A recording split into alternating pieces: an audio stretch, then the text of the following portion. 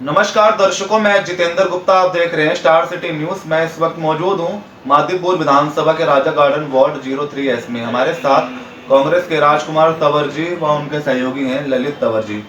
राजकुमार जी, पहले आपसे मैं सवाल करूंगा आपके इंट्रोडक्शन को लेके कि आपका जो राजनीतिक सफर जो दौर शुरू हुआ था कांग्रेस में, कब से और कितने वर्षों से जुड़ा आपका? मेरा जो कांग्रेस में राजनीतिक उसमें है वो 33-34 साल हो गया। 33-34 साल। तो इन 7 सालों में आपको क्या लगता है दिल्ली में कोई विकास नाम की चीज हुई है सर केजरीवाल जी के आने के बाद? कोई विकास नहीं करा केजरीवाल जी ने, सिर्फ झूठ का विकास करा है उन्होंने। झूठ के अलावा कुछ नहीं किया उन्होंने।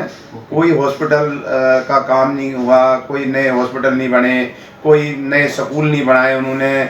और जो बच्चे जो कांग्रेस के टाइम में स्कूल में पढ़ते थे और उससे ज़्यादा कम बच्चे हैं अभी। हाँ, अजय माकन जी ने एक वो निकाला था इसका दिल्ली सरकार का कि इसका बायोडाटा उन्होंने निकाला था उन्होंने, तो उसमें पहले से भी ज़्यादा बच्चे अब कम है मतलब? हाँ, पहले ज्यादा थे कांग्रेस के टाइम में। अब इनके टाइम में केजरीवाल सरकार के टाइम में बिल्कुल भी वो डाउन ही गए हैं। 4 लाख बच्चा कम है दिखा रहे हैं। अच्छा, आपका जो सर पीछे का प्रोफेशनली बैकग्राउंड है, कहाँ से रहने वाले हैं और आपने जो शिक्षा ग्रहण की कहाँ से की सर? हमारा बैकग्राउंड बसीधारापुर का ही है। हम पीढ़ी दर पीढ़ी, पता नहीं कितनी पीढ़ी हम लोगों की हो चुकी है यहाँ पे, और हमारा यही जन्मभूमि है, यही कर्म भूमि है हमारी। अच्छा, बसीधारापुर आपका लगता है गाँव जिसका राजा गार्डन वार्ड है सर, क्या क्या एमसीडी की जुड़ी हुई समस्याएं बनी हुई? देखिए, सबसे पहले तो यहाँ पे सफाई की समस्या बहुत बुरी है। सफाई की समस्या से ही हम लोग जूझ रहे हैं, क्योंकि हर गली में कूड़े के ढेर मिलते हैं और गंदगी इतनी चारों तरफ पड़ी रहती है कि एक आदमी को बोलने के लिए, वर्कर को, उनके एमसीडी के वर्कर कर्मचारियों को बोलने के लिए बहुत टाइम लगता है। और वो इतने वो निडर हो जाते हैं कि भाई बार बार आ रहे हैं, तब जाके वो लोग उसको सुनते हैं। 3-4 दिन, 5 दिन, 6 दिन में आते हैं। अच्छा, प्रॉपर कर्मचारी कितने हैं यहाँ पे आपके? पहले तो 100 कुछ थे, आज की डेट में कोई 15, 16, 17 रहे। तो प्रॉपर तो सफाई नहीं हो पाती है, जिसकी जिम्मेदार काउंसलर है यहाँ की सुषमा चोपड़ा जी। सुषमा चोपड़ा जी तो पूरी जिम्मेदारी उन्हीं की है। जब वार्ड उनके अंडर है ये राजा गार्डन, तो उनके अंडर है ये वार्ड, तो वो सफाई तो बिल्कुल चरमरा गई है उनके राज में, और वो देखने तक भी नहीं आती हैं। अभी हमने बारिश हुई है, इतनी लोगों के घरों में पानी भर गया, नालों की सफाई नहीं हुई है और सड़कों पे घुटने तक पानी आ चुका था। बहुत इतना बुरा हाल था कि हम लोगों ने लोगों की मदद करी है। पानी की मोटरें हमने पास रखी थी, 5-6 लोगों ने अपने घरों में से पानी निकाला है। अच्छा, इस कोरोना काल में कोई मदद आपकी राजकुमार जी? कोरोना काल में हमने खूब मदद की लोगों की। हमने सूखा राशन भी बांटा और हमने भंडारे भी कराए हैं हम लोगों ने, और ऑक्सीजन भी हमने प्रोवाइड कराए हैं, सिलेंडर लोगों को। हॉस्पिटलों में बेड भी अरेंज कराए हैं।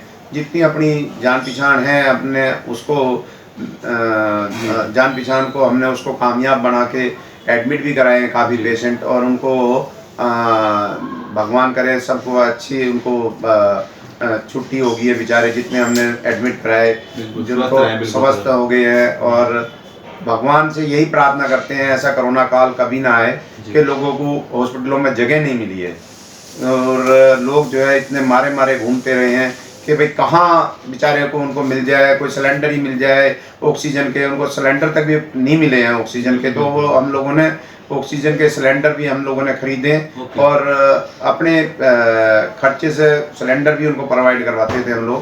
तो हमारी ऐसी ही नीति रही है और यही सेवा हमारी आगे भी चलती रहेगी पार्टी के लिए और अपने लिए भी।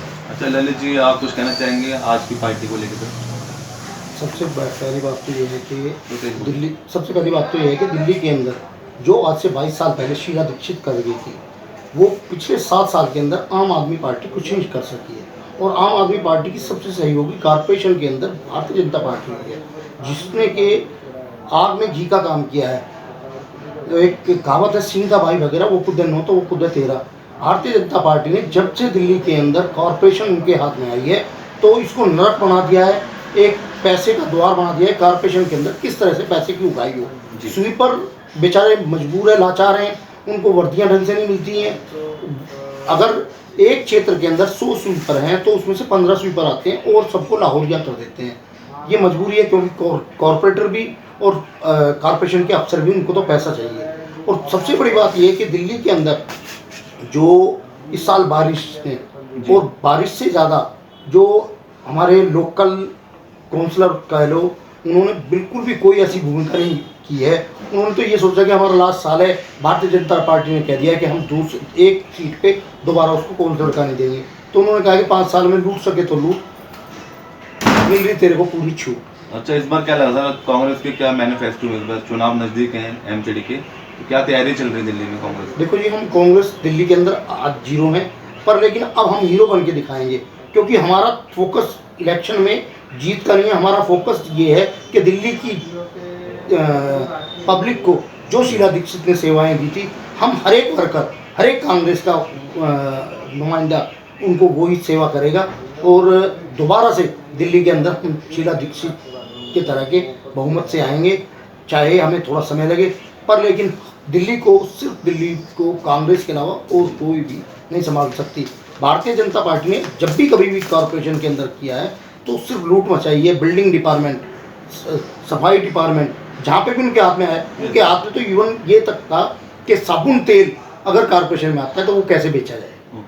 अच्छा, अनिल चौधरी जी के नेतृत्व में ऐसा क्या लग रहा है, दिल्ली में संगठन मजबूत हो रहा था सर? बिल्कुल, अनिल चौधरी जी के नेतृत्व में हमारा जो संगठन है वो बहुत मजबूत हो रहा है, और काम कर रहे हैं अनिल चौधरी जी, दिल से काम कर रहे हैं। मैं भी उनसे उनके साथ कंधे से कंधा लगा के अनिल चौधरी जी के साथ काम कर रहा हूँ, और जहाँ भी वो प्रदर्शन हम करते हैं, जब बीजेपी कोई अगर गलत काम करती है तो हम उसका विरोध करते हैं, हम दिखाते हैं कि हाँ, कि आप यहाँ गलत हैं। और वो हमारे जो प्रधानमंत्री जी बैठे हैं वो तो कुछ सुनते ही नहीं हैं, वो तो मोनी महाराज बन जाते हैं, और कोई भी गलत काम होता रहे वो उसकी सुनवाई है ही नहीं, वो ना जवाब देते हैं।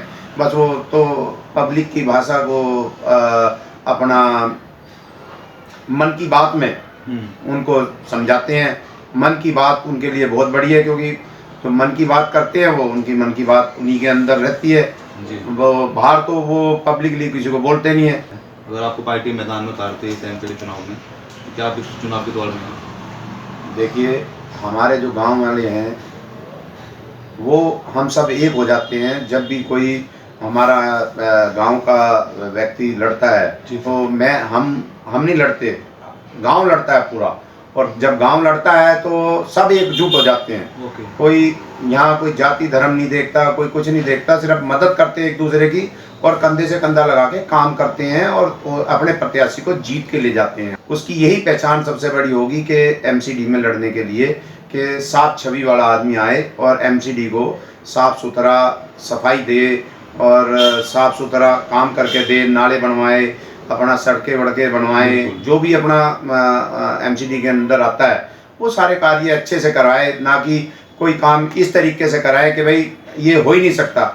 मायूस किसी को नहीं करना है, सबका काम करना है, मिलके करना है, और चाहे वो देर सवेर हो, लेकिन काम एक लिस्ट बना ली जाएगी कि उस लिस्ट के मुताबिक ही काम करे जाएंगे। ये नहीं है कि आज लिख लिया है और हमारा वर्कर आया या हमारा पर्सनल जो हमारे ताल्लुकात है वो आया और हम उसे भूल गए, ऐसा कुछ नहीं करेंगे। जो भी होगा उसकी एंट्री करेंगे, बाकायदा लिख के रखेंगे ये काम क्यों नहीं हुआ, ये हमारा अपना फिर पर्सनल ये बन जाएगा कि भाई हमें मैनिफेस्टो के भाई इस काम को हमने करके देना है, और आगे हमें अगर राज करना होगा हम गांव वालों को, तो हमें सबको साथ लेके चलना पड़ेगा। अच्छा, और कुछ अपनी जनता को एक संदेश देना चाहेंगे अभी इससे में, जिस त्यौहार भी है, अभी दिवाली भी आ रही है, तो एक लोगों को एक अवेयरनेस करने के लिए कुछ? देखिए, अभी हमारे 3-4 त्यौहार हैं, भैया दूज है, छठ है और दीपावली है। तो ये जो त्यौहार हैं तो कुल मिला के हम ये सोचते हैं कि हमारे जो क्षेत्र की जनता है तो सबका अच्छे से दिवाली मने, और सबका सहयोग से, सबके प्यार से और मिलजुल कर एक कोरोना काल को भी देखते हुए एहतियात बरत के, और भगवान करे सबकी दिवाली को अच्छे से मने। हमारी यही शुभकामनाएं, और इसी शुभकामनाओं के साथ जय हिंद, जय भारत। हर एक की दिवाली बहुत अच्छी बने।